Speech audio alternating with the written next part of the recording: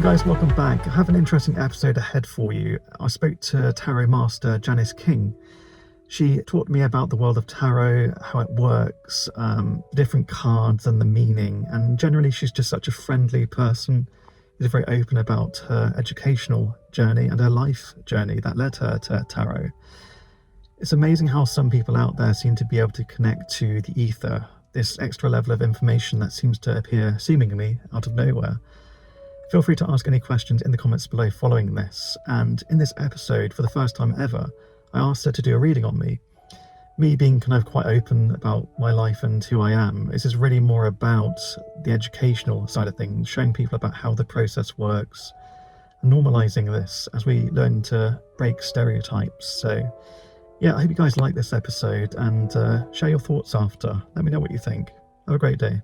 Hello and welcome back to Paranormal Perspectives. My name is Stan, and tonight we're going to have a very interesting conversation about tarot. So tarot being essentially the spiritual language, so the amazing tools that we use to connect to our higher selves, higher beings, higher levels of information and frequency, I suppose. So yeah, tonight we're talking to author and tarot master Janice King. Thank you very much for being here. Thank you. Yeah, this is going to be an interesting conversation. So this is a great opportunity for us to get to know you. And I know you have a book called Tarot, the Life Coach. And it's really just a good opportunity to normalize the conversation about what tarot is. And I know that some people that are watching this most likely already know about tarot. Some people don't really know. So this is a really good chance to show people, what this is. And this is an amazing tool from somebody who, as you say, is a master, the best example of people to follow, really. So how did you get into tarot? And also just tell us a bit about yourself. Yes. Well, I guess I was guided to tarot about 20 years ago now. And you could say that I had, if we were going to look at the story, the hero's quest kind of trope, I think I refused the call many times. So I was sort of told when I was in my 20s that I should go into development. I didn't want to. So I sort of pushed all that away quite significantly. In fact, when I was in my teens, previous to that, I had always felt that I had a sort of presence around me. I had no idea what it was, but there was this woman in white when I was little, like 7 or 8. There was this woman in white who I was just aware of, and I used to term her the White Witch. I thought she was good, but she had robes, so I presume she must be a witch of some sort. I now think she was probably a nun, but anyway, so I hope she forgives me for that. So she was around, and then when I got into my teenage years, I got really angry and told her that she was a waste of time and that she should go away. It's very disrespectful of me. But she did. How did she react? Yeah, she went away, as they will if you ask them to. No, she left the building, stepped back, and so I carried on. Then when I was in my 20s again, went to the spiritual church with my mum, who volunteered me for a psychometry thing that was going on in the room. Apparently what I had said was enough for them to take me aside and say you should go into development. I just went, no, dead people, ew, not into it at all, want to do my thing, thank you. And that was that. But I was fascinated by the relationship our subconscious mind has over our life. So, life wasn't going too great, honestly. And I'm a musician and a creative by vocation. I had a singing teacher who handed me a cassette tape of what she called the pink bubble technique. And this involved going into trance, and then it's a manifestation technique. But no one knew the word manifestation in those days. It was just the stuff, she called it. And this took my head off. It was like, whoa, this stuff works. It's amazing. And I realized that I could call things, but the trouble was they never stuck. And so we talked a little bit prior to the show about an interest in physics and science. And I thought, there must be a science to this. There must be a mechanism. How can we control it? Then I became fascinated by subconscious mind and in fact, became qualified as a hypnotherapist, not because I wanted to practice, but because I wanted to get good at it. Anyway, I had a grand experiment, a grand calling experiment, which appeared to go like a forest fire for about 18 months. And then it crashed and burned in such spectacular fashion, and my life crashed and burned with it. I was running a record company at the time, a small independent record company. The whole thing had got to a point that I could not believe that it had got to really, really quickly. Yeah, it just all fell, and my life fell with it. And my personal life fell with it. My house fell with it. My marriage fell with it. Everything fell, and I fell, and I broke. And I think I had a breakdown. And I had been asking for, every time I had shown up in my energetic experiment, my record label was called Angelic by Design, because I wanted to power it with this energy. And every time I showed up to work, I would say, give me what I need to make everything all right. Because we were struggling a little financially as well, and running a little record company is not exactly fast track to riches. So I was asking this every day. And then when it all fell apart, I was just distraught. I just couldn't. It's like it felt like some celestial joke. I mean, what is this? What have I just been? Is this complete nonsense? All of this? Am I just what? And at that point, I started to try and reach my guides, having told them to naff off many years ago. Unsurprisingly, there was not much answer. So, but I was meditating. I've always meditated for many years, ever since that first thing of trance. I've meditated. So I was meditating, and one day in this meditation, this little boy ran up and sat beside me on a bench and handed me a white stone egg. And in that white stone egg was carved a sleeping white bird. And I said, "Oh, are you a guide?" And he went, "Nope." Okay, well, okay. And I looked at it and said, "Oh, it's a white dove." And then he nodded his head and he ran away. Crickets again. What? What does it mean? I have no idea. So then about a few weeks later, I found myself I was in Camden Market, and there was a shop up on the mezzanine floor. This is before it got all swankied up. And in the window of the shop, it had a massive sign that said tarot readings. And so I thought, oh, well, you know what? I need some answers from somewhere. I'm not getting any. So why don't I try that? My aunt used to read playing cards, so I was familiar with, reading cards. It wasn't in any way weird to me. So I thought, okay, well, let's try. So I went into the shop, and there was a man sitting out the back with sort of long white hair and long white robes, like a sort of hippie Jesus guy. And then there was a guy on the desk, and I said, "Can I please inquire about a tarot reading?" And he said, "Yes, well, you'll need to speak to White Dove." Okay. Interesting. So straight away, they just went in with that. Yeah. Wow. Yeah. That's going to make you think, because I can understand initially you may have some doubts, what does this mean? This seems very strange. And then it's validated a while after by seemingly a stranger. That's amazing. Yeah, you need to speak to White Dove. So I said, well, I think I do probably need to speak to White Dove. And what White Dove did was he told me that my path had, my life basically had been taken apart, and I was being moved to a new path. And I said, well, you know what? I refuse, actually, because you don't get to come into my life and just take it apart. He said, well, you asked for it. I said, no, I didn't. I said, give me what I need to make everything all right. He said, yes, that's what you asked for. So I said, I want my life, but all right. He said, yeah, that ship has sailed, though, so that's not happening. And I said, well, I don't agree to any of this, and I take it back. He said, well, you can't take it back. It's done. And you've got 3 years in the weeds, basically. 3 years is going to be very tough. And he said he used the term angels. There will be angels either side of the path, some of them human, some of them energetic. They will make their presence felt. They will help you through. You'll be guided to this new path. You're not there yet.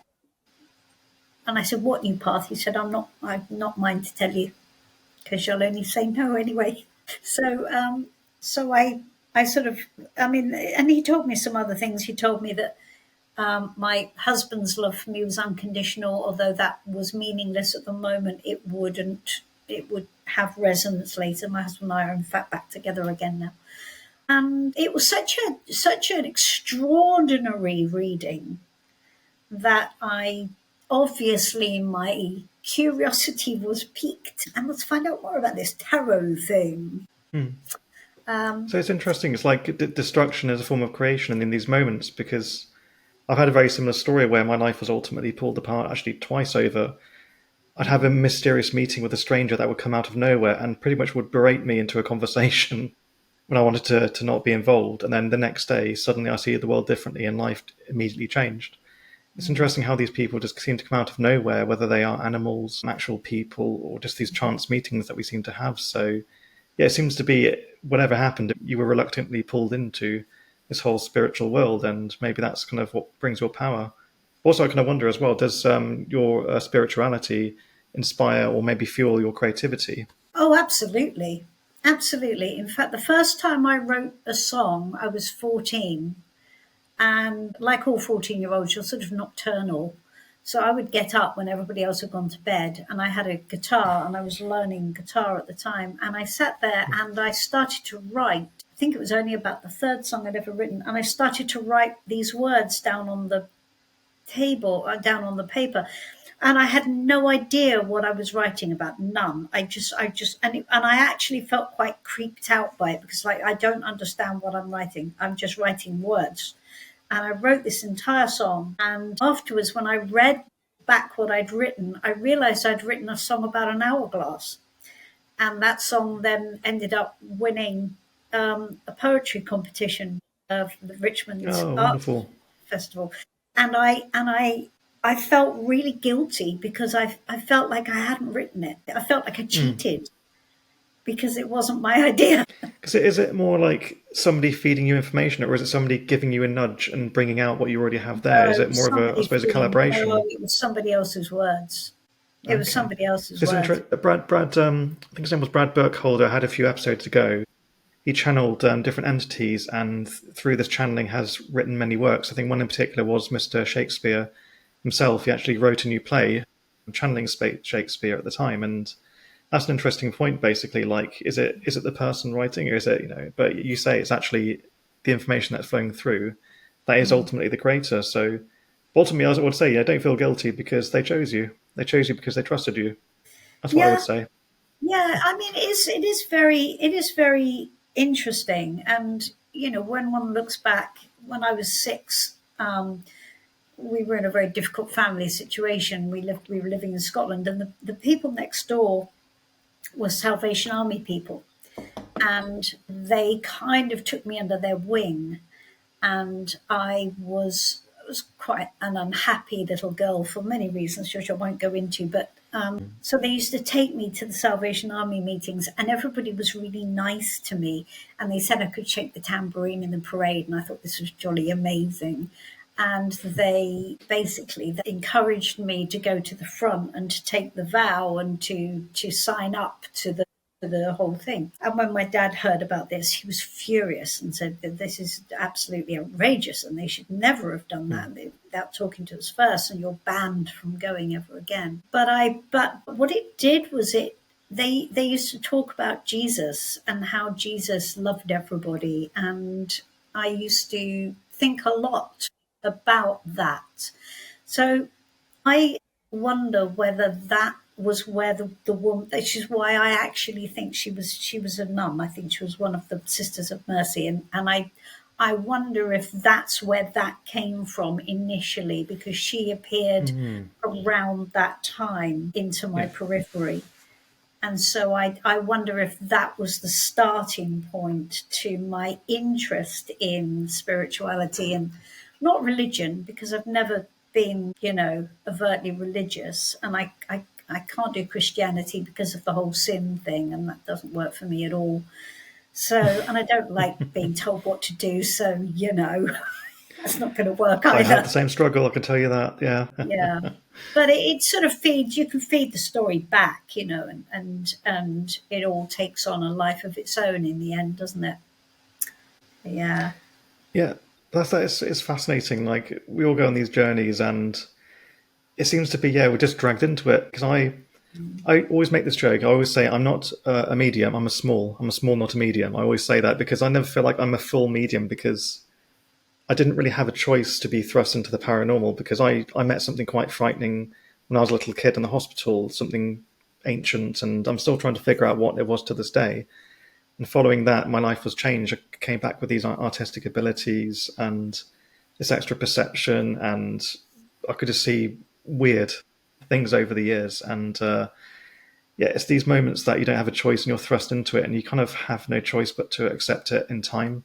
So I tried to fit into the religion I was in at the time, and it was like trying to unpack a toy back into its box again. It's kind of like, the cat's out of the bag now.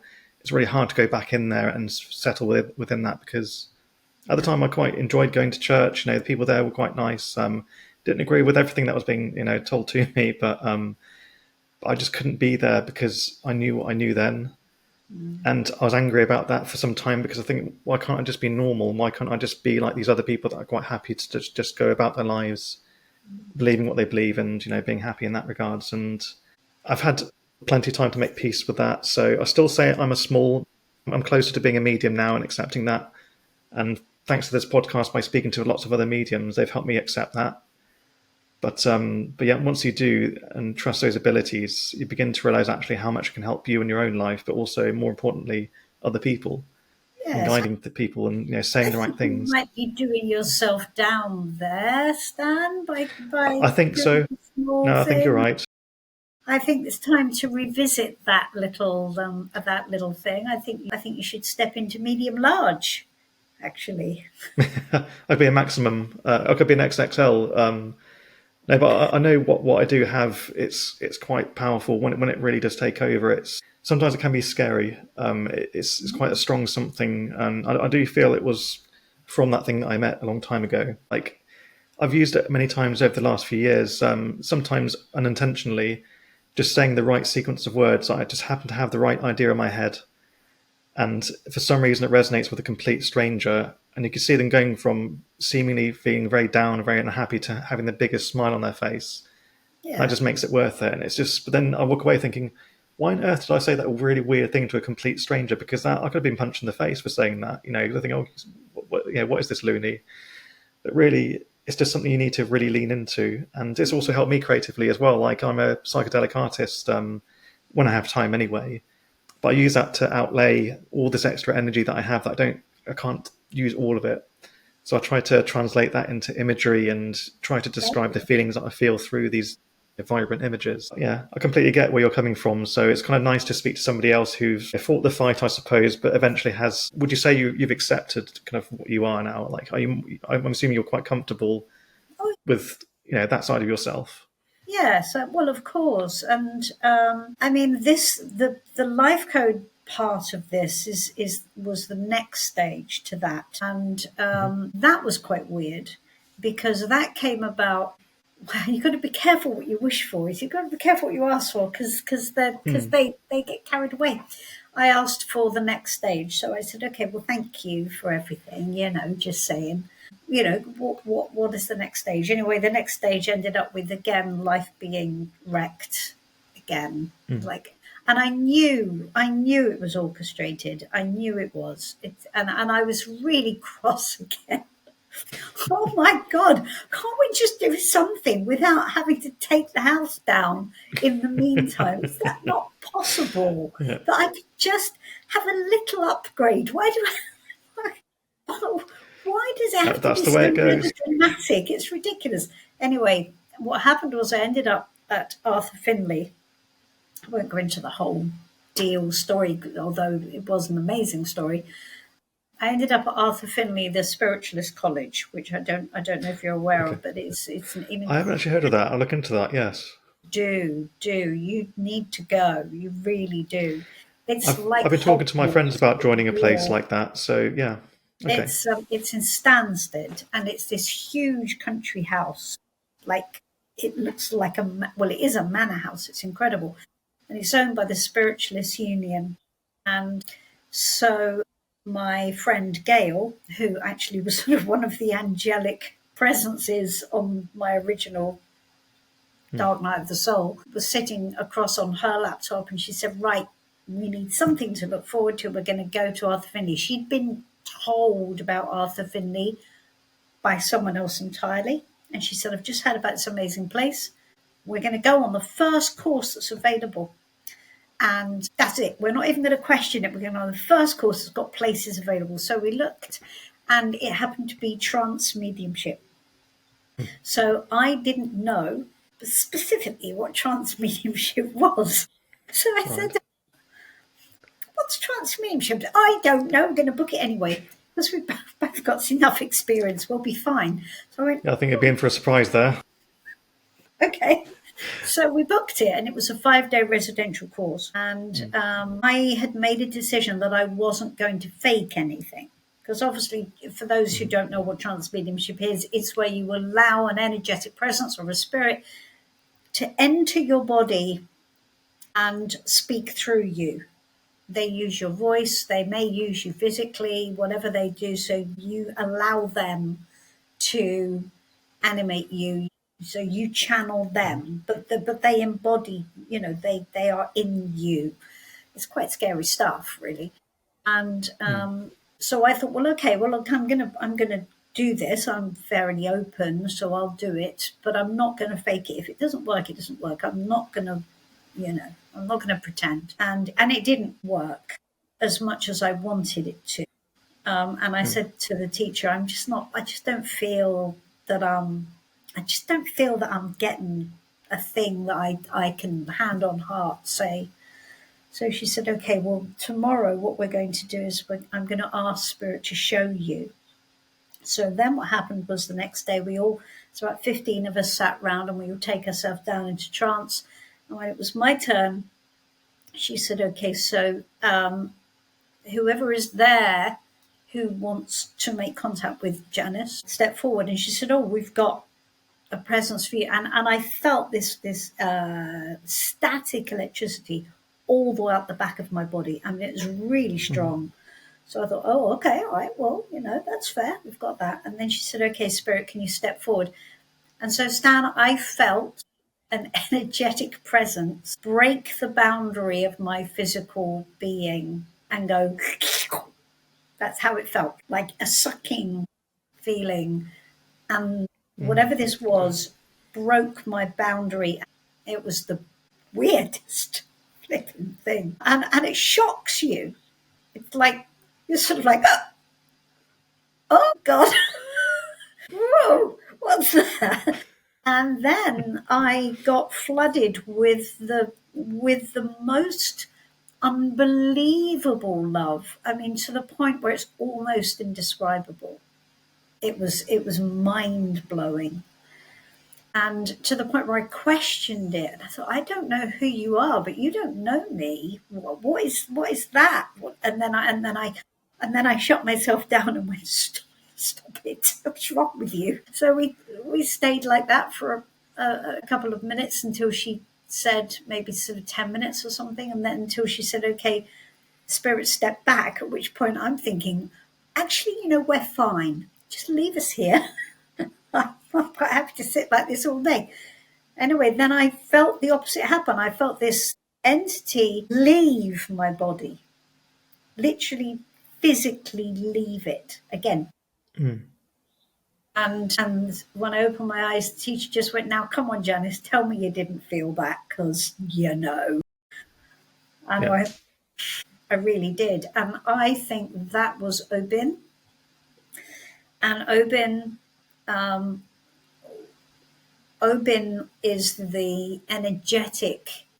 I don't know whether Obin. I think Obin is an energetic team who is headed by a female entity. I thought Obin, because of the nature of the name Obin, I thought Obin was male. But actually, when I came into contact with the lead presence in Obin, it was inherently female. And again, beautiful can't,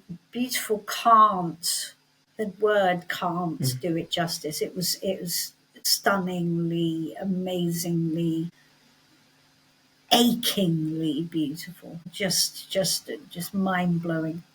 And Obin is the one who worked with me on this system and this deck and this whole thing. Okay, so how did you know it was called Obin? Was it just an instinctual thing, or did the I, person who noticed I you asked, know it? yeah, I Okay. asked, what's your name? Because when I came out of Arthur Findlay, I had two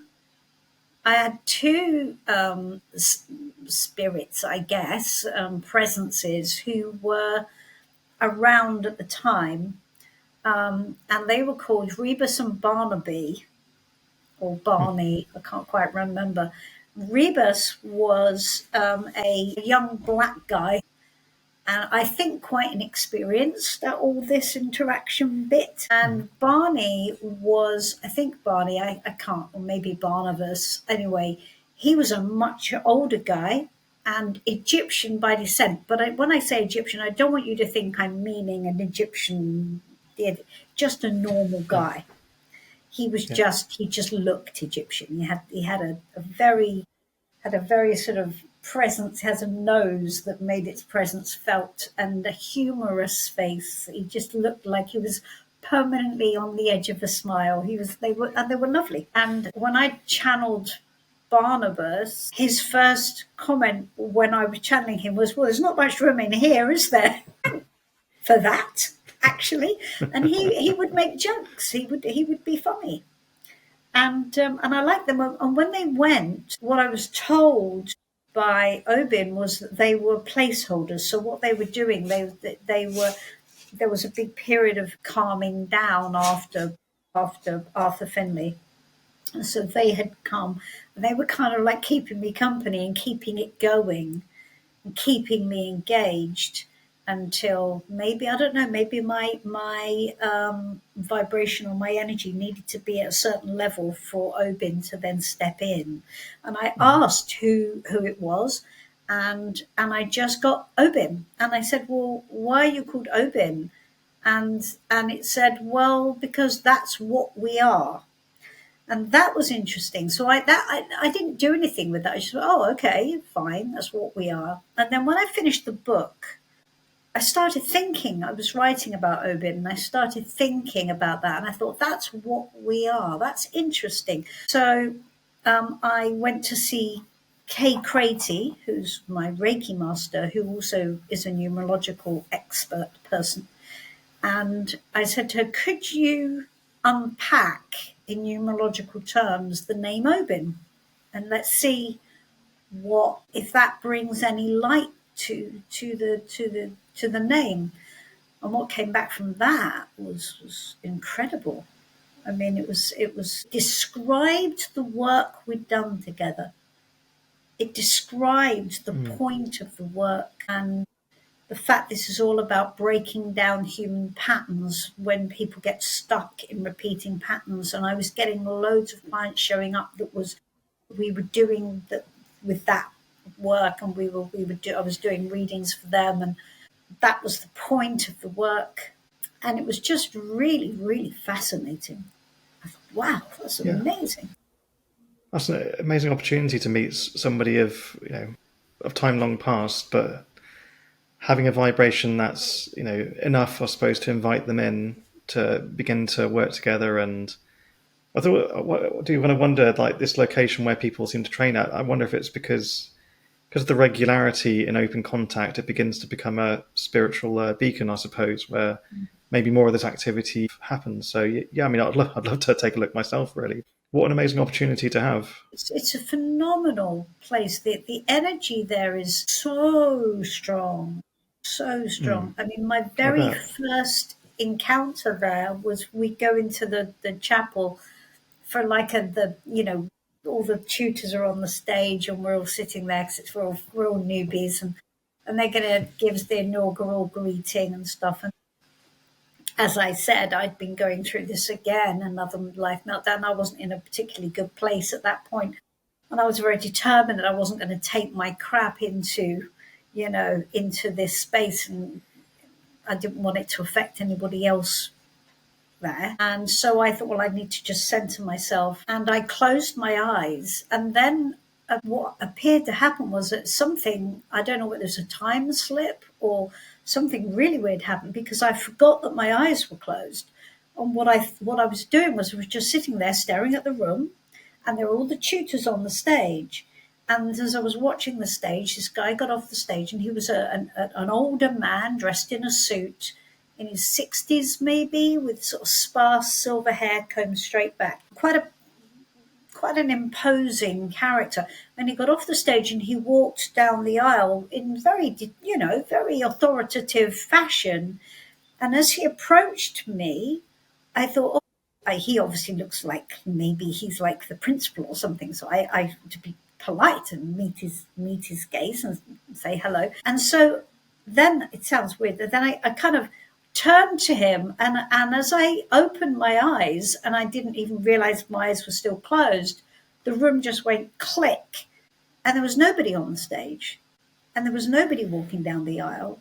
And it was like, whoa, okay, what the hell? What was that? It was like it was a time slip. It was like I was seeing an entirely different version of the room. It was okay, well, we're here then. Yeah, one incredible experience, because, I mean, I do have to say, it almost sounds like it's a Hogwarts kind of thing, but I think it's so many people out there, like, love, J.K. Rowling's books and believe this is all fantasy. And, I love the Harry Potter stuff. I mean, who doesn't really? It's a shame that not many people know that there are these real places and people can do quite extraordinary things. And this so-called magic that people seem to refer to is a real thing. It's a real and natural thing that's been around for a millennia, really. Yeah. And it's only really seemingly been until recent human history that we've begun to lose touch of that way of being, of like the power that we used to have. I kind of really wish this would be part of the curriculum at all schools, really, because we all have religious education, and it's great to learn about all the different religions of the world. I get that, that's fine. But really also to be taught how to use what you actually already have, and be told, actually, look, you do have the power within you to see the greater levels of life and maybe understand yourself a bit better, and maybe as part of that, maybe remember a bit of what you used to be before too. That does sometimes help. But yeah, what an amazing school. I mean, I'll definitely look into that. And so going to this school, this experience, I mean, before you made it seem like you were struggling a bit to accept it, and then you were kind of more towards accepting it. Like, did this experience kind of leave you fully like, okay, bring it on kind of thing, where you all like, okay, I'm into this thing now. I've seen it for myself. I'm ready to take it on board. Yes, I mean, I was already a professional before I went to Arthur Findlay, so I had already accepted it. But but interestingly enough, I mean, when I came out of the reading with White Dove, I hadn't accepted it. And White Dove suggested I go and get Reiki attuned, because he said, well, it's going to help you over the next 3 years, because trust me, you're going to need all the help you can get. Great. And I did go get Reiki attuned, and there's a whole raft of weird shit stories around that as well. That whole thing, that whole kind of, I was constantly going, is this real? Seriously? Is this real? And I sat with Kay and said to her, I just, obviously I've been meditating a long time. Obviously I was into the whole calling things, but this is going to another level entirely. And I don't, I mean, am I literally mad? Is that what's happening? And she actually said, Janice, have you seen Harry Potter? And I said, yes, of course. I've got 2 sons. Of course I've seen Harry Potter. And she said, you know when they go to the island and they're in the cottage and the letters are coming inviting Harry to Hogwarts, and they keep like dumping them and ripping them up and burning them and all this stuff. And then one day the letters just all come down through the chimney. She said, that's kind of what's going on with you here. A great metaphor. No, I love that. And Yeah. I mean, they kind of have to sometimes, don't they? They have to really kind of batter you, all the power to you, really. Well, I didn't have much choice, Dan, did I? I mean, to be honest with you, I kind of got press ganged into it. I mean, I'm not complaining anymore, but it was a deal, right? It was a Yeah. deal. So yeah. Yeah, we all need our callings, and yeah, I think I'm at the stage now of kind of accepting it. Really, like I say, through this podcast, it's helped me a lot. Not just simply through confidence and speaking out loud, but also meeting these amazing people from all different walks of life, different religious beliefs. Some people non-religious, some people skeptical as well. But just seeing that the paranormal seems to happen to everybody, literally everybody. Even those who are skeptical, they have every right to say, I don't believe in that, but sometimes they can't, deny that they've seen things that they can't understand, and that's what it all falls into, really. So I was going to ask you if it's okay, like for anyone who doesn't know much about tarot, like what is tarot and how does it work?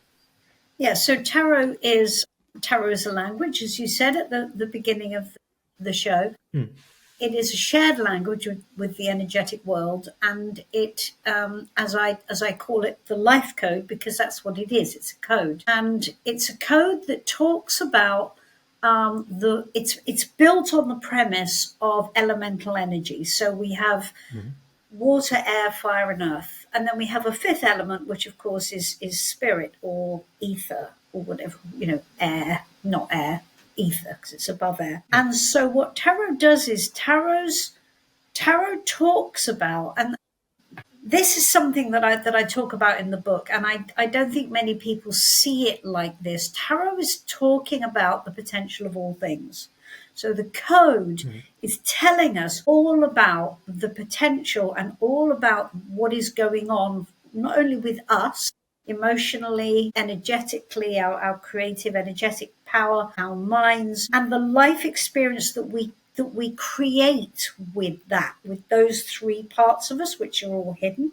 We then create our external experience, and then which is earth, which is we ground it, we bring it to earth, we make it real, right, on earth. But also, this what the Suit of Pentacles does is it connects earth to spirit. So the Suit of Pentacles being the magical symbol, right? It is historically the mystical symbol, and in tarot it represents the connection between the earth energies and the higher realm, and it connects the whole thing together. So that's why we have the Fool and the Magician. And as somebody who is interested in physics, you will know that there is potential and there is kinetic energy. Okay? Yes. Because I also really love physics as well. So the Fool represents potential energy, the potential of all things. Potential energy is unaffected by its environment. It is just potential. It's everything and nothing all at the same time. So everything exists. The potential of all things exists all at the same time. And then we have the alter ego of the Fool, who is the magician, pentacles being the magical symbol, of course, and the magician is kinetic energy. So his job is to take the potentials and decide which of them he is going to ground and make real. He's the master manifester. And his edict is as above, so below, because what we are doing is we are grounding all of that energy and we are making it real. And that's the job of the magician. So that's why the book is called The Fool and the Magician and the Secret of Life, because they're us. This is what we do all the time, every day, 24/7. We're doing this. How consciously we decide to do it is entirely up to us. And so the Fool, being the potential of all things, is therefore that is represented by the four aces. So we have the Ace of Cups, the Ace of Wands, the Ace of Swords, and the Ace of Pentacles. So the Fool is the repository of the four aces, and the four aces, when we turn them into the Ace to 10 of the minor arcana, when we turn that, we see those 10 cards representing all of the potentials of that strand. And that's the code. So what this is when you're reading this, what you're looking at is you're looking at what's going on for somebody in their energetic form, emotionally, creatively, or their will, with their desire, what's going on with their mind, and what's going on in their life with regards to how abundant their life is or what they're creating, on all of that. And our job as a reader is to read it like a story, and then you feed that back to the client, and then you look at the potential of their story, how that's going to pan out. Now, a lot of people ask about the fortune telling side of tarot, and there is no doubt that tarot can fortune tell. It can, absolutely, 100%, because but what it's actually doing, I believe, in my humble position, is that it's reading the potential of the path, which is why you can look with tarot. I can look at any potential action you might take, and I can tell you how that's likely to pan out. So if I look at your path and I want to do fortune telling, what I'm actually reading is the potential based on the automatic pilot that your life is running on. Because the High Priestess, which is the next card from the Magician, is you and your internal world, your intuition, your connection to the energetic world, your subconscious, your present conscious, and your superconscious. She is your temple. Everything is in there. She's constantly being added to all the time because she is your subconscious. She's hidden from view. And she contains your authentic self, everything that is inherently you're born with, that is yours by right, but also your nurture. Also, she's added to all the time. And as we know with our subconscious mind, all of that is put on autopilot, which makes you very easy to predict. So tarot looks at your path, and it looks at you, and it sees what's on autopilot, and it goes, okay, that's how this is going to pan out. And it can do exactly the same, like a supercomputer. It looks at exactly the same thing. It looks at how the potentials of other people around you are going to influence it. It can look at the potential of how your work is going to influence it. It does all that in a microcosm, and then it gives you an outcome. That outcome, more often than not, pays off because it's all on autopilot. But you can change it, you see. So it's not 100%. Of course, it's not 100%. No, nothing is 100%. But based on the potential of the way everything's working and the direction in which it's working, based on that, most of the time, you've got an outcome which is pretty predictable. So with tarot, are you saying essentially you're tapping into one of many possibilities and saying, okay, this is the most likeliest possibility? Or is it more of an aid for manifestation? Okay, well, we're on this linear path, but with this extra maybe information flow, you can decide to make this, being made aware of something that may affect that journey. So yeah. Is it more choice or manifestation, if that makes sense? That's the whole point of it. That's the whole point. It's so that we can get control. That's been my life's work. How much control can we have over our forward path? Now, I think it's a very tricky one, that one. That is a tricky one. We definitely have more power than we think we do. But there are certain things over which we don't have power. I mean, I'll just give you a quick anecdote. Before, in the lead up to my big life meltdown, as I said, at home, things weren't going great, and financially things weren't going great, which is why I was saying, give me what I need to make everything all right. So we were kind of, carrying on with that. And so I was doing the Reiki thing at that point. My husband and I hadn't actually split up at that point, but, we were on the cusp of it. And I had a dream. My Reiki master told me to write down all my dreams. And so I had this notebook and I'd write down all my dreams. And I wrote down this dream. And this dream was I was decorating a room. I was wallpapering the room. and I couldn't cut the paper properly. It was all ragged on the edges, and I was getting paste all over the paper. And I was just like, oh, this is awful. And then I just thought, I can't do this anymore. And I just went, no, stop. And then I found myself transported into a doorway. This is all written down in this notebook. This doorway, and I'm looking out across a scene, and I had a person standing beside me, and the person said, you would almost think that you were in a village, wouldn't you? What with the green being in front, you almost don't notice the road. And then in the dream, I said, and I looked over to one side, and the wall to my left was shimmery, and I knew there was a pathway that way, although I couldn't see it, but the wall was shimmery. And when I looked out, there was a church directly in front, straight opposite, and there was indeed a green and a road. And the person next to me repeated the thing, you'd almost think you were in a village. So fast forward 4 years, and I am in a gallery on Twickenham Green, and I'm about to go to the NEC, or no, it's Harrogate, some convention to find artists for my gallery. And I picked up this old notebook, and I looked in the back of the notebook. I saw stuff written on the back of the notebook, and I found this dream.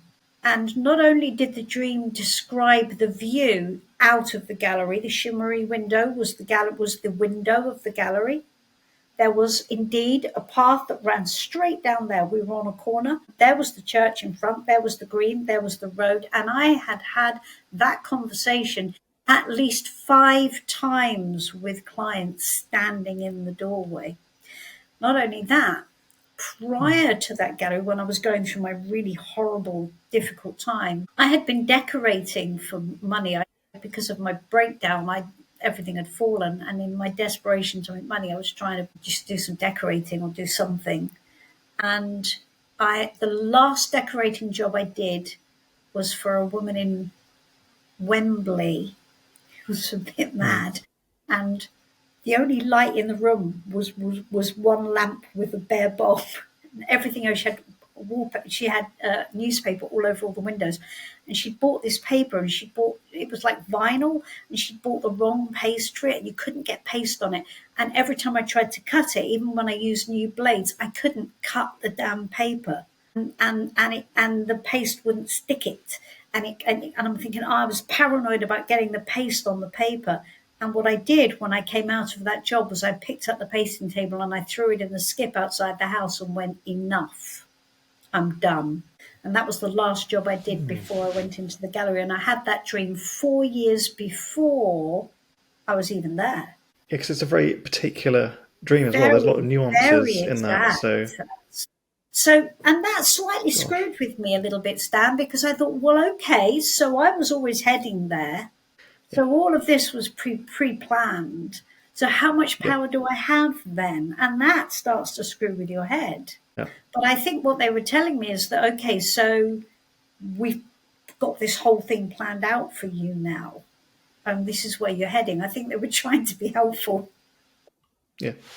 That's amazing, because it's always a shame that in the moment that you don't immediately know, okay, this is a good thing. This is a signifier of where I'm going. And at the time it is frustrating, but it's kind of nice when you have that reassurance in time. Okay, looking back, okay, somebody was looking out for me, whoever they are, and I was heading in the right direction, and I kind of needed to come to that crunch point to move into this next stage. I was going to ask you if it's okay, because I've never done this before on this podcast, because it'd be great to educate people about how this works, and if it's okay with you, Janice, just do like a simple reading for myself, and hopefully it won't come up with anything too personal. But if it does, I mean, it's fine, because I'm quite open about who I am. But if it's okay, just let you do your thing, really, because I'd like to show people how this really works. Sure.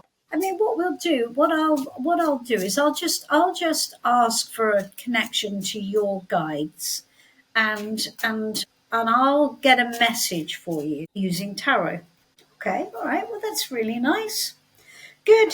Well, how lovely that what they've done is they've given you the magician. So as we already discussed, the magician talks about your personal energetic power, what you think you can do, what you think you can bring down from the energetic world, and what you can create within your life. So the magician, as you can see, he uses all of the energy in tarot. So it's you stepping into the fact that, again, you have more power than you think you do. Okay, there is something here about now is not the time for change. So I don't know whether you're looking at a location change or something. There's maybe some kind of big change. Now is not the time for that. Okay, interesting. Yeah. So sort of sitting that out for a while is better. You need new inspiration, they said, and they want you to have that. But what you need to do first is actually you need to work with somebody else. So I've got these two for you. So these two cards. This is the Six of Pentacles, and what this is talking about is you getting. There are two things going on here. This is them encouraging you. So you've got the boy and the biscuits. So it's like they're going, okay, come on. So tempting you on, right? But they're not going to do it for you. So what this is, it's you engaging with, whether it be going to Arthur Findlay, whether it be working with a mentor of some sort to develop your connection to the energetic world. So here we have, I know it's the energetic world because we have the Page of Cups here, and the Page of Cups in tarot is talking. So this is earthly, this is real life going on. This is, boots on the ground. This is referring to your energetic connection and you learning more about your energetic connection. So the Page of Cups is a student, a spiritual student, a student of connectivity. And it's asking you to be open and innocent around that and to show up childlike, full of wonder and interested. And we can see we've got a really cute little thing here. So he's paddling in the shallows, right, of the water. And water in tarot is emotion. And we have a little fish poking out here, and he has his net. So he's doing it in a very playful way, right? So he's saying, okay, I'm gonna as a student, I'm gonna come in with a young energy that is curious and playful and wants to have fun with it. So it's not taking it seriously. It's not making it scary. It's not doing it in a heavy way. It's learning about it in a really light way, but still learning about it and taking it seriously from that perspective. And they said, and what that's going to do for you is it's going to enable you to change the balance of your intuitive mind versus your logical mind and bring them into harmony in a better way. You don't want to just be all intuitive. You've got to be able to use your logical mind. You've got to be able to use your common sense. But we're going to be asked to bring them into balance together so they can work together in a way that's going to give you new inspiration. So this is where you see things differently and it's like, okay, I've got an idea and I'm going to do that. And I feel confident that I know that's right for me. I don't even have to question it. It's not even, I don't second guess it. I'm not going to second guess it because what they're saying is there is tendency in your energy to maybe sit on the fence a bit and perhaps, leave things in no man's land a little bit. And it's like, I'm not going to jump down, just going to park it right here where it's safe and not commit, really. So that's the message I've got for you. I mean, you can feed back to me how that resonates with you and how that feels.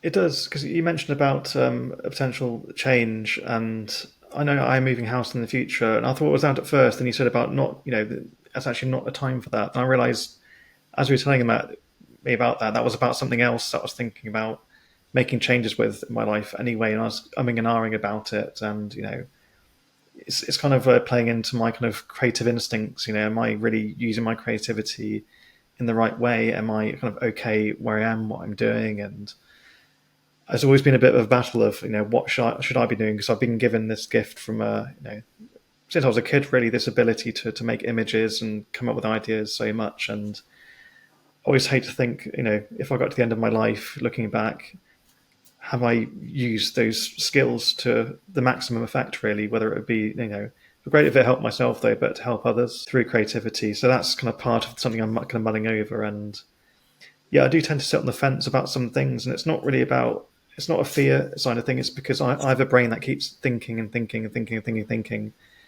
and it thinks itself into circles sometimes. And then that bats up against my spiritual side, where I'm getting this other information. Oh, I think you should be doing this. Trust this. Don't trust that.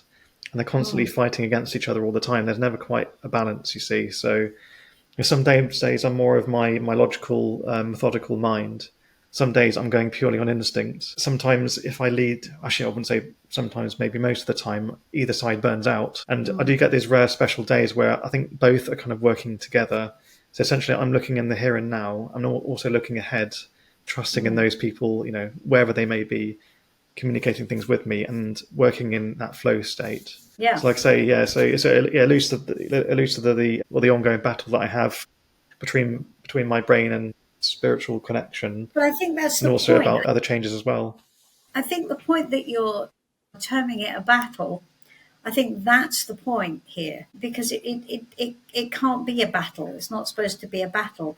It's supposed to be an alchemy. So we don't want to have the elements in opposition to each other, do we? Because then what we have is an incendiary mix, which is dangerous. Not dangerous, but explosive. So what we want is an alchemy, and we want your logical mind and your intuition to work together to create a sum greater than its parts. Yes. So it gives you a power which is calm, and you're not ricocheting between one and the other. What you're doing is you're using them both in harmony with each other, so they complement each other rather than conflict with each other. Yeah. Okay.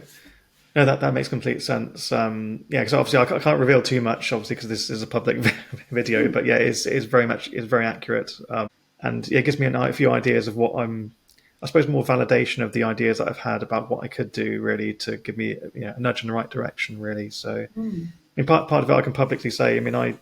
For a long time, I've always dreamt of doing, because I've suffered a lot with mental health the last few years. It's more making peace with scary things I saw when I was a kid, paranormal and also otherwise. As I made peace with that, I realised actually, it's the art that I've had in my life that's helped me to heal. And art to me is like bloodletting as well. I think about back in the days when you used to go to the barber to have your hair cut, and you'd have bloodletting done to. Back then, they used to believe bloodletting would let out all of the all of the poisons and the toxins from the body. In a way, that's what art does to me. It just lets out all of the bad and makes it into good. And my plan is, hopefully down the line, if I could actually make a mental health focused art healing course. I'm talking about mental as well, being the mind itself, but also maybe a bit of spiritual too. I'd love to do that, because in a way it's me paying back what I discovered many years ago. And that's always been my dream, really. So that's one thing. So I'm hopefully moving to a situation in the near future where I maybe might have a space where I can open it up to people to help them. But my focus is people who suffer from PTSD or complex PTSD specifically. Art is a wonderful tool for healing. And I've been shying away from it too much because I almost had to deal with my own bits and pieces, really, before. It's kind of that thing about, making sure your room is clean first before you go about cleaning the world, so to speak, and helping the world. And I'm definitely more into a better state now. So no, thank you for that. That was very insightful. That's right. I want to draw. I'm just drawn to draw another card about what it was you saw. Forget if you'd rather I didn't. I'm absolutely respect that. But I wanted to know Obin's take on whatever that experience was. So, if you'd like to ask him, yes, please. Yeah, why? What happened around that energetically? Was there a purpose? Was there what is? So let me ask Obin about that. Okay, all right, fair enough. Okay, it was at your soul's request. It was at your soul's request. You asked for it, not consciously, obviously, but it was at your soul's request. And I said, well, who did you see? And they said, you saw human lack, human lack and grief is what you saw. It was the embodiment of human lack and grief. So I said, okay, Right. why was that necessary for you to see something distressing? And they said, well, because it's a gateway, because it galvanized you and it needed to, it's like it took you away from the Hierophant. So a Hierophant is the way things are done. It's the rule book. It's a bit like you were saying about your religion. It's the church. This is the same temple as the high priestess, but it's guarded by this monk with a book who tells you what you should think. So basically what they said was it was so that you would make a choice. That's interesting that you say that. Do you mind if I tell you? It's giving me goosebumps at the moment. Anyways, it's the specific wording is interesting because basically my whole paranormal story started when I was a kid.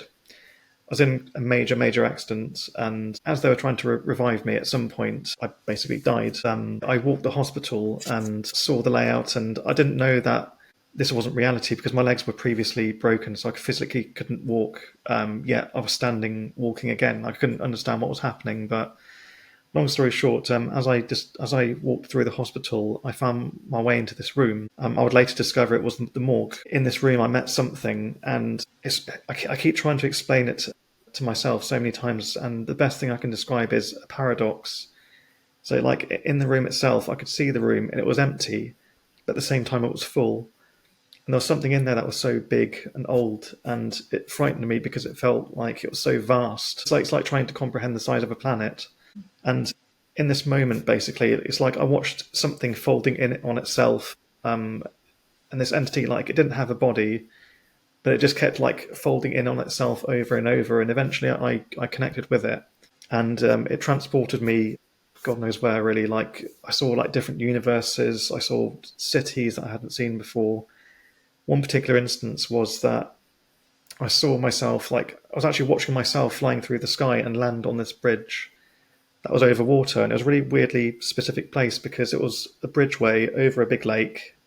Next to it was this walkway that went over this train yard, and this image was just seared into my mind, and I couldn't forget about it for years after. Actually, this thing, like I like downloaded something, like it was like I was receiving too much information, and some of them were places that I would visit years later. Some of it was like information that I can't really access now, but every now and again I just seem to be able to call in the right information or an ability out of nowhere. And yeah, I mean, part of this, what you're saying is, it's this. Did you say it was the soul's asking? As in, like, I didn't want to meet this thing, but at the same time, I knew that I knew it and it knew me.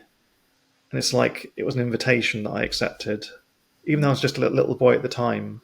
Maybe I've been around for a long time, who knows? But and it's like I was pulled into something, and it was like the unbreaking of it was the breaking of reality, like of the known knowns, and I went above and beyond, and eventually I found my way back. And yeah, a few years later, I actually discovered these places in reality, and it was actually a place in Oxford. I mentioned before on this podcast. It's near what we call the Devil's Backbone in Oxford, so it was a real place. I saw years later. So yeah, so this old thing, it seems to, I don't know, it invited me, I accepted it maybe, but also I call it the trauma demon as well. That's another part of it, because what it was, I felt like it was a compacting of suffering, of fear, of like, it's almost like it's the growth of all the people going through that hospital, dying and being born, and the whole circle of life. So again, that's what aligns with it as well. That's why I call it the trauma demon, because it wasn't just my trauma. It was like a multitude of different things it was processing.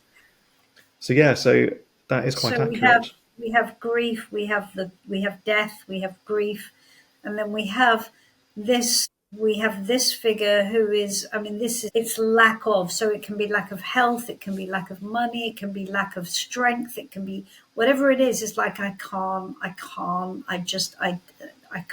And so this grief and lack here, they're trapped in a mindset. And the message of this card is you need to go to the light. You need to leave the grave and go to the light. But it's interesting that you one of the things you said about this is things that I can't forget.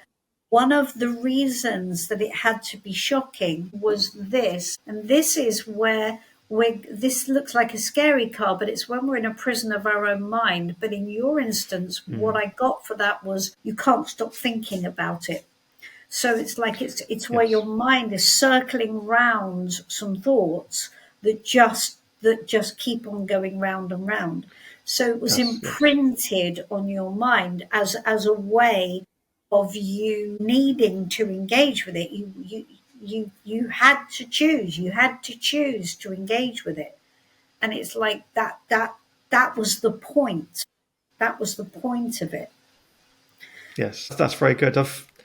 I've come to accept it now. I mean, that's why I wrote my book, Paranormality, and the book itself is actually a consequence of the paranormal because I'm not a writer. I'm just a graphic designer by day. I don't know how to write. But one day I woke up, I thought, I want to write a book and I know how to write. And I thought, no, you'll be joking. What are you talking about? And I just sat down on my computer and within about a day or two, this entire book just came out of nowhere. It freaked me out. It's like I was just allowed access to that ability for a moment. And hopefully I might be able to write again. I don't know. But either way, I feel like telling this story about what happened to me and the situations that followed that helps me to heal, but also I'm hoping that book might help others out there who've maybe experienced the same that are maybe too scared to talk about it too. So I'm now kind of slowly moving out of that prison, I suppose, of the mind and going, actually, like I'm getting all of these extra validations now. I'm realizing that, okay, that was me back then going through that and that needed to happen, but it's given me all this good, in my life. And this also helps a lot of other people too. So no, thank you for that. No, thank you for taking the time to do that. That's, very impressive, I have to say. Yeah, well, that's great. That's the beauty of tarot. Well, I think it's nice because what it does is it confirms that it wasn't just a random thing, was it? It wasn't a random act. It was something that certainly wasn't. Yeah, which is great. So, yeah, a lot of encouragement for you there, Stan, I think. Thank you. I need to be, sometimes I'm a bit of a slow mover, really. I need to be kind of knocked into gear at times. So I've had certain things come to me and kind of knock me back into place, really. But my spirit guide must have a hell of a time. But it's used to me now being, I swear I remember in a past life that I was, still a thinker even back then. But I remember it's almost like a place similar to ancient Greece anyway, where we'd often meet at a certain place. Actually, I remember specifically this courtyard near the sea. Like, it's quite old and run down, but I'd meet with these other men to discuss and debate and do things like that. I feel like I'm still back in that old way. Basically, I still am in that state of questioning everything. But sometimes you need to take that leap of faith, and I don't believe in just believing things for the sake of it, though. But sometimes you need to trust that your perceptions are so limited, and you just need to just trust in the way of things. And with that trust comes the information. It's kind of like meeting a bridge at either end, really. Like, the information is there and you will get there. But sometimes you just got to take that little leap. So that's me at the moment, really, just trying to make that, make that leap. And yeah, I mean, I don't know if I'll ever know what that thing is, the thing that I met at the hospital, though, but I think I know why it was there and its purpose. And I don't see it as an evil thing now. I see it more as a function of life, maybe something that's been there for a long time. Suffering. And I don't think it meant to scare me. I think it was suffering. I think what you saw was the embodiment of it. Embodiment of suffering. That's what I because of the way it was, the way you describe it folding in on itself, because that's what happens. It folds in on itself and it just keeps on, and it's not. So the opposite of that is this constant, because I've seen this energy before, not the one you've described, but sort of the opposite. And what that looks like is it's going the other way. So it seems to be permanently expanding. Right. It's almost like, a kaleidoscope where it isn't actually moving outside of its space, but it looks like it is, right? And it's kind of going and it's expanding. And I think what you were seeing was the polar opposite of that, where it's just constantly going in on itself and in on itself, and it looks like it's contracting and contracting, but it isn't. And I think they are both potentials. Everything is a potential, isn't it? So what you're looking at is the energetic expression of that. Yes. I still wonder if that thing's there now, because I've been back to the hospital, and thankfully, in a nicer experience. Many years later, my kids were born there, and lots of good things have happened there. But when I go there, I can feel it's there, and it's a horrible feeling, because everyone's going about their lives just doing their thing. Some people are going in there in tremendous pain. Some people are walking out there relieved that they're living again, and there's just something that sits there in the bowels of that place, and I can just feel it, and it's like I can still feel it kind of churning when I go there, and like It's not I kind of go there now, surprising. less afraid of it though. But it's kind of like, yeah, it's sort of like a nudge on the shoulder. Yeah, I'm here. Hi, oh, nice to meet you. Yeah, I remember you from a few years ago, and then I head off home. So I'm glad that I can leave it there when I leave the place now, and I would love to go back there and one day like release all that pain from the building, but in a place of science and education and like things about the physical world. It's very hard to convince them of something that can't be measured yet, but I can feel it there in abundance. And I mean, yeah, I think if you were to do that, I would always suggest going in more handed. I wouldn't go in on your own and try and transmute that energy, because that's a huge that's a lot of energy. that's a huge thing, and you don't want to get your hands in that too deep by choice. I wouldn't have thought.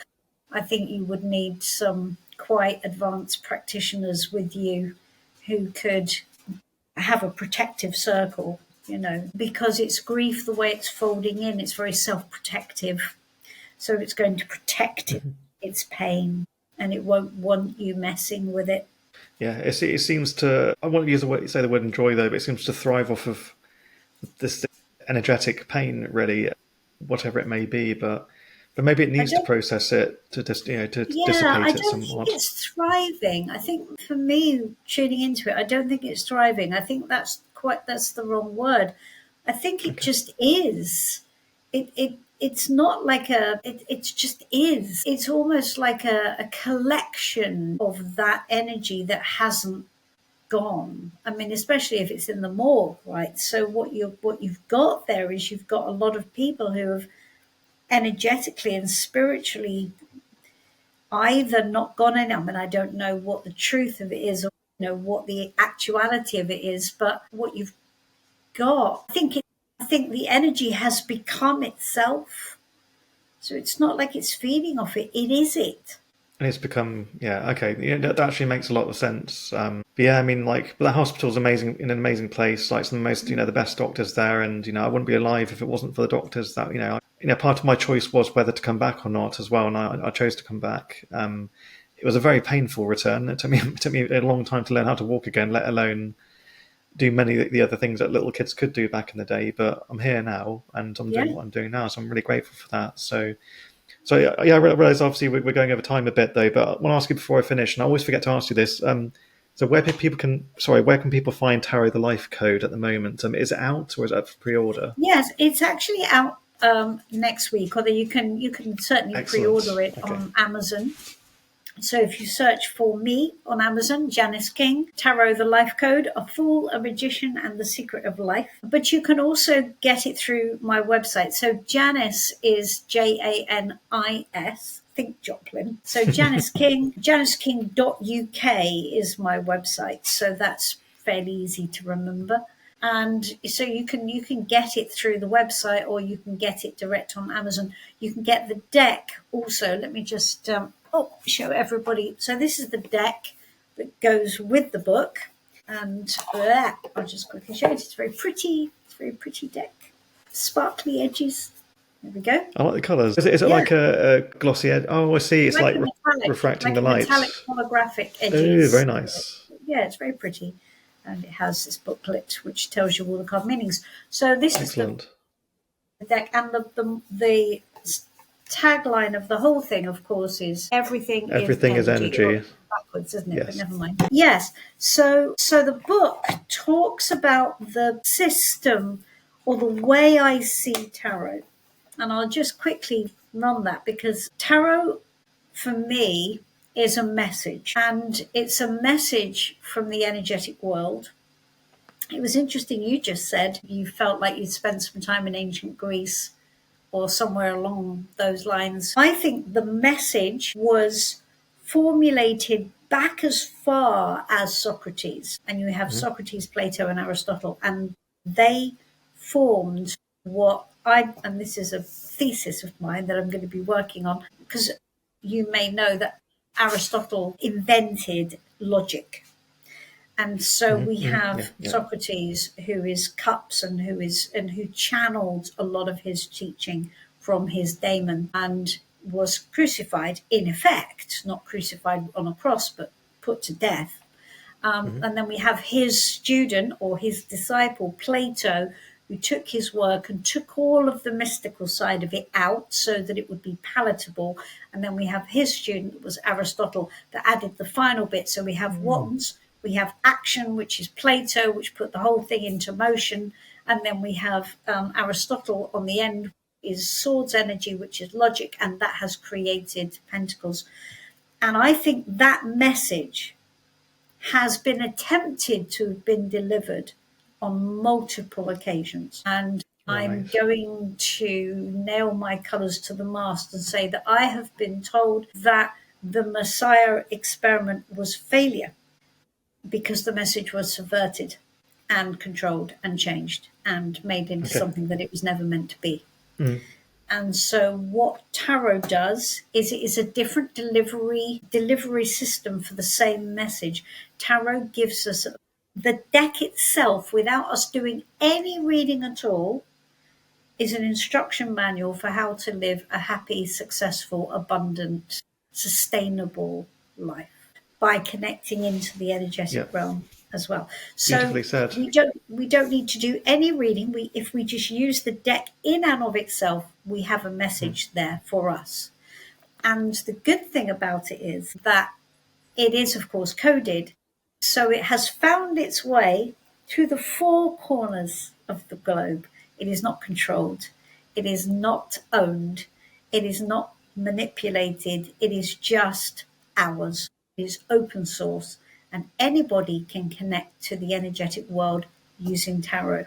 You don't need a priest or a man or a rabbi. You don't need a religious elder. You just need to learn the code. And so the information is there for everybody. And so it's just, I think it's a different delivery system. That's what I think.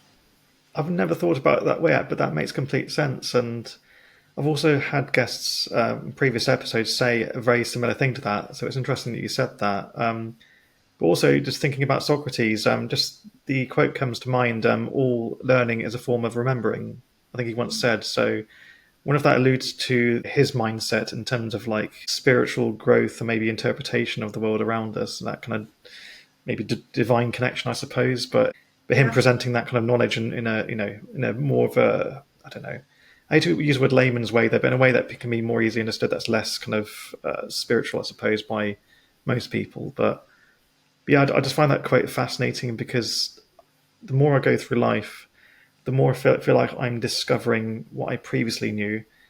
And it's like, I feel like I started my life learning, and now I'm discovering, if that makes sense. I'm actually going, I previously knew, I remember knowing how to do that, and I've got that skill back again. So it's weird. It's like, amnesia in a way. I think childhood is a wonderful thing, but also it's like an amnesia-like state, really. Like, you don't have those memories before. You're just a new, fresh being, seemingly. So, at the time you acquire those powers and it's very odd. Begin to take the power back, really. My 4-year-old used to say, Mummy, where's my wife and my children? Where are they? And I said, what do you mean, darling? You're 4. You don't have a wife and children. He said, no, I do. Where are they, though? Where are they? And he kind of remembers it vaguely, and obviously it left him. And also when he was young, up to about the age of 8, maybe, he had a photographic memory. So he could, we're a big performance family. We like drama and music and all this stuff. And I remember him reading a Shakespearean sonnet for an audition. And he read it through once and then he just said it off by heart. Incredible. Can't do it now. Yeah. Lost it. Yeah, they say that children choose their parents before they come here. And if you are, as spiritually advanced as you are, I wonder if your child chose you for that reason. So they may be also, an advanced spirit from before. Oh, they feel comfortable in your presence. So they're just recalling those abilities early on. Yeah. And that's fascinating.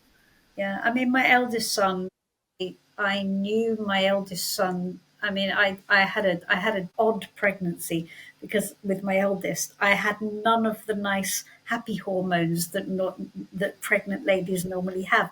So for me, being pregnant was like having an alien being inside me. I could not get my head around it. When that hand comes out of your belly, it was like, does nobody see how flipping screwed up this? There is a hand. Look, it's a hand. No, it literally destroyed me. I could not get my head around it. To the point was when he was born, I couldn't look at him. I was so traumatized by the whole experience. And then that night on the ward, they had him in a cot next to me. And I thought, I'm going to have to look at my baby. I'm going to have to. So I turned over and I just looked and I went, oh, it's you. Oh, it's you. Do you know what? If I'd known it was you, it's you. Thank goodness it's you. And it was just such a flooding of relief that I just knew him. Oh God, you're all right. Okay, we're good. Hi. Thank God you're here. Yeah, Come on. I completely make sense of that. No, we had the same with my kids really I remember the day my son was born, he didn't really cry much. He just sat there looking around, and I kind of lay there exhausted on the bed next to him. Let alone what my poor wife had been through, of course. But I just felt like, again, it's him. I remember. I kind of almost knew that you were coming. It's hard to explain, but you just know. Yeah. Obviously, I knew it was coming for obvious reasons, though. But I knew the person inside that arrived. So yeah, but I'm really sorry. I mean, I could talk to you for another 2 hours, I think. But I want to respect your time. It's all good. No, but I really appreciate this conversation. And you're an amazing person. That's obviously said though. But thank you for taking the time to educate others. Really, not just simply myself, because I've done tarot before, and it works for me. I don't have much control over it just yet. But I think tarot seems to be a good opportunity for you to kind of hone those skills. And more easily access that level of information. Yeah, well, good luck with your book's release coming up very soon. I'll be sure to get a copy, that's for sure. Thank you. It's been really nice to meet you, and hopefully, a few months in after your book's release, welcome to come back and tell us some more stories. Really, love to see how you get on. Really, it was so lovely to meet you too, Stan. It was wonderful to meet you, and thank you for inviting me on and letting me bend your ear for a couple of hours.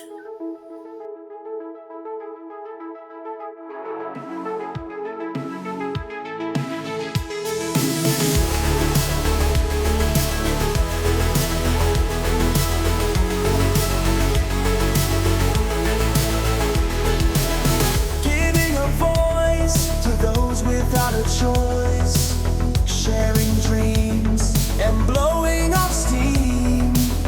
We'll lend you a hand, we'll let you stand, sharing stories about the unknown. Paranormal perspectives, we're here to inspect it. I'm a small, not a medium. Let us escape from this tedium, learning from each other, breaking barriers, a message of hope, birthed from the unknown. Who you gonna call? I'm not a ghostbuster. No proton packs, just crossing streams of knowledge. It's not so scary when things get hairy. It's not the paranormal, just future normal. Breaking barriers, no longer the carrier. Releasing the fear and replacing it with knowledge. Understanding each other, we uncover a whole new point of view within you. Paranormal perspectives, we're here to inspect it. I'm a small, not a medium. Let us escape from this tedium, learning from each other, breaking barriers, a message of hope birthed from the unknown. The only stream we need to cross is the platforms to get the message across. Knowing each other, sister to brother, no ghost or spirit or demon will ever get the better of this medium.